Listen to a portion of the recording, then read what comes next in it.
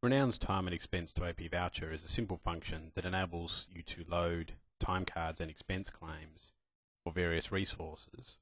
Then for those loaded records, select which ones you want to convert into AP Vouchers. The primary purpose for this is where you have subcontract resources and the subcontract agency or subcontract individual themselves send you an invoice, an AP invoice for the work that they perform, and you want to reconcile the time they did from their time card to the invoices that they're sending, or in some cases create recipient created invoices to send to the subcontractor. There are three key parts. Firstly, to define filters for the records that you want to load. Just have a simple date-based filter here. You can load those records. Secondly, to define the options required for creating AP vouchers, the period it's going to post into, voucher dates, etc.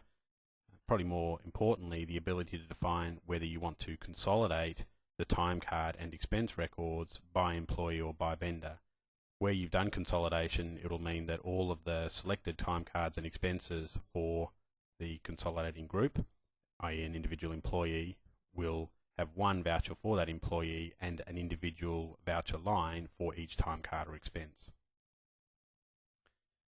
You can define, once you've tagged all the items, that you're ready to release the batch, which will create a batch number and generate the AP vouchers. For the lines, on each line you can define whether you've selected it for conversion to AP vouchers, and you can specify whether you want that voucher to be created with a status of active or hold. That's a payment hold. You can also specify whether you want to print, email, both print and email, the actual voucher document that is created, so you can actually print the AP voucher and send a copy to the specific subcontract vendor. You can at a line level define a specific invoice date and terms.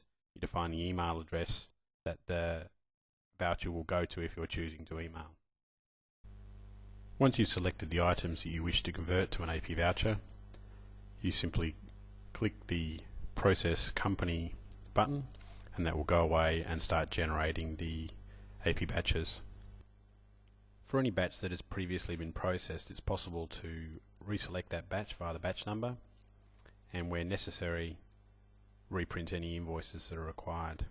If you switch to the AP voucher adjustment entry, it's possible to select that batch, and within the batch, because I chose not to consolidate, there'll be a document for each time card or expense claim that we chose to convert from time and expense to AP voucher.